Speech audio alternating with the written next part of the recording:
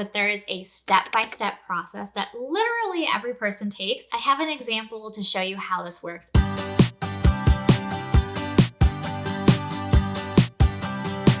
If you're new here, hey, I'm Shantae. I started my social media management agency in 2018 as a broke single mom, and since then have helped thousands of businesses get the reach that they need to grow awareness, increase their revenue, and boost their conversion rates. Nowadays, I spend my work hours not just running my agency, but also mentoring and offering accessible classes to up-and-coming social media managers. I'm starting with a disclaimer here. Social media managers are not responsible for sales. We are not salespeople. We are not a replacement for a marketing team, data analyst, market researcher, product developer. We're literally just supposed to be managing social media. However, most social media managers are working with smaller businesses that don't have employees or run pretty lean, which probably means you're going to be expected to wear some extra hats. Some of those extra hats are a gray area, like getting conversions on and off social media. So let's start with the basics. What am I talking about when I say a conversion? A conversion is a specific way to measure what action you want people to take and whether they did or did not take that action. This can be making a purchase, which is difficult to track on most social media platforms, but it could also be website traffic, which is easier to track. Or lead generation tactics that you're capturing that person's email so you're not just relying on reaching them via social media.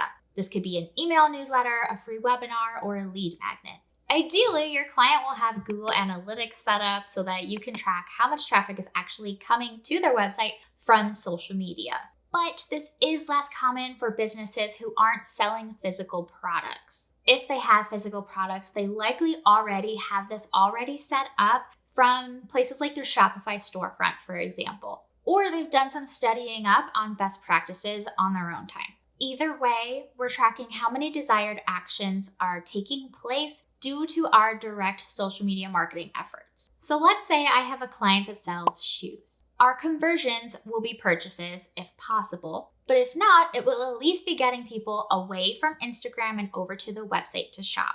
Or if they have Instagram Shop set up, it will be people browsing the actual shoppable products. Now, if I have a client that doesn't sell products and is an interior designer, so a service provider, the way that we're tracking conversions will be different. We'll track how many people visited her website. What they do on her website and whether they complete her contact form are not something that I am tracking as a social media manager, because what the people do on the website and how they behave is not my responsibility. If the website isn't designed well, if the contact form is hard to find, if she doesn't have enough in her portfolio or any testimonials, or even if something turns off the audience, none of that is something that I, as a social media manager, can control. Personally, I do make recommendations as needed, and as a marketing agency, I do help implement those. However, you do want to keep in mind that if you do see something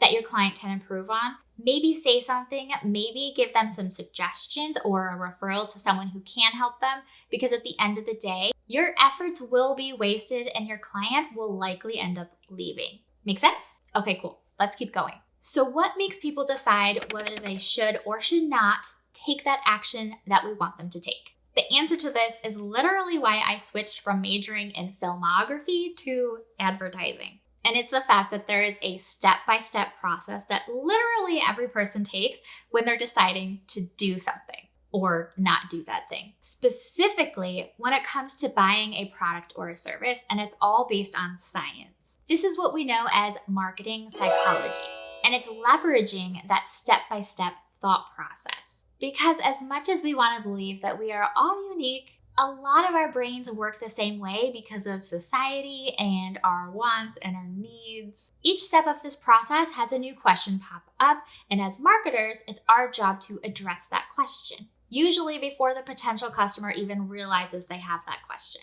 I have an example to show you how this works, and if you're not a cat person, I'm sorry ahead of time, but this is still a really good example. Let's say you're into dressing up your cat for the holidays. Thanksgiving, they're a turkey. Christmas, they're a little reindeer. New Year's, they're a bottle of champagne. National Hot Dog Day, they're dressed like a hot dog. You get it. The only problem is they're usually from a pet store or Amazon. They're overpriced, they're flimsy, they don't fit your cat that well. But you can't sew yourself, so there's not a lot of options. Or so you think, because there's this company that happens to make costumes for cats. And they make them custom to fit the specific dimensions of your cat. You just send in a sketch of what you want, select from the chosen fabrics they provide, approve the design, and then they send it to you within 7 to 10 business days. So how does this company get you to place an order with them? First, they need you to know that they even exist. This is where brand awareness comes in. You become aware of their company, products, and services, and that they are the solution to not having high quality custom cat costumes. After you become aware of them, they need you to then start recognizing them. The more familiar they are to you, the more likely you'll choose them over their competitors. This builds familiarity, likability, and brand awareness. Then you'll start to consider this particular company's products versus their competition. Maybe you like this company because they have faster shipping times or better pricing, or that they have reviews that seem like they're from actual people with pictures of cats in their costumes, where the competition just has text-only reviews. This is the consideration phase. You're wanting to make a purchase, but you're deciding what company you want to go with. And then the final step is when you actually make the purchase. You add that penguin costume to your cart. You add in your cat's special measurements, and you click that purchase button. This is the conversion.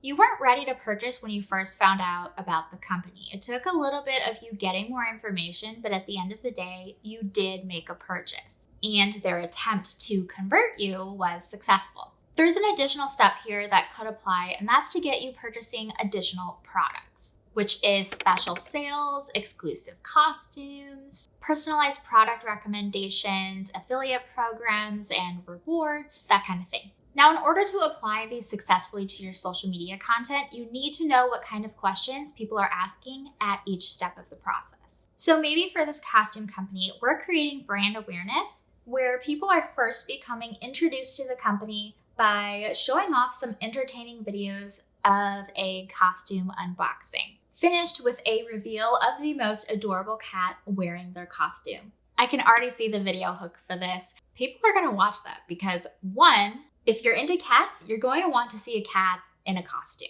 2, a custom cat costume is a vibe. And 3, you're leaving what type of costume it is open-ended. So people will be naturally curious to find out what the costume actually is. The comment section will likely be people asking, where is this from? Which is where you'll have the opportunity to discuss this in more detail. Or it may be something that you subtly plant in the video itself. So people are now aware of this, but they need to see more of it to build that familiarity. So the next type of content that we could do would be to build likability. Maybe we have cat costume fashion shows, or we go behind the scenes of all of the staff showing their cats wearing their own custom costumes. I can see some silly drama happening, kind of the Office style, that would keep people really entertained. Or for a more serious side, we can show how the costume design actually gets turned into a costume. From the dimensions to the sketch, to the approval, to the sewing, to the boxing, to getting it shipped off.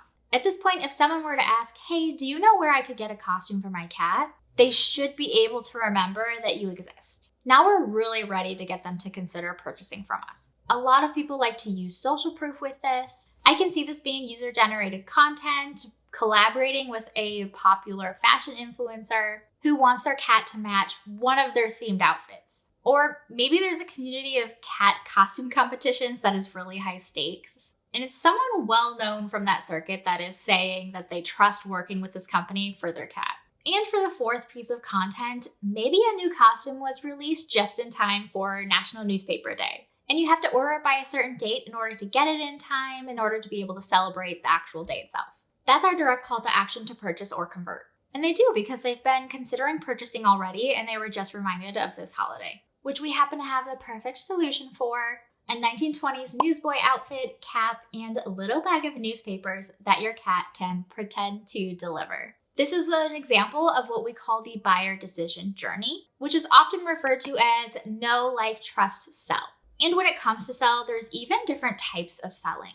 The 4 buyer personality types is my favorite way to make sure I'm covering all of my bases. Real quick, because I know I'll get questions about this. I teach on that as well as a whole lot more in depth on social media marketing strategies that actually get results inside my class, Marketing Quick Starter. I'll link it in the description for you. Hope you found that helpful. You can subscribe here on YouTube, get daily tips Monday through Friday from me over on Instagram, and get details on my mentorship classes, template shop, privately hosted community, and my free guide to the 35 best places to find social media management clients on my website. They're linked in the description.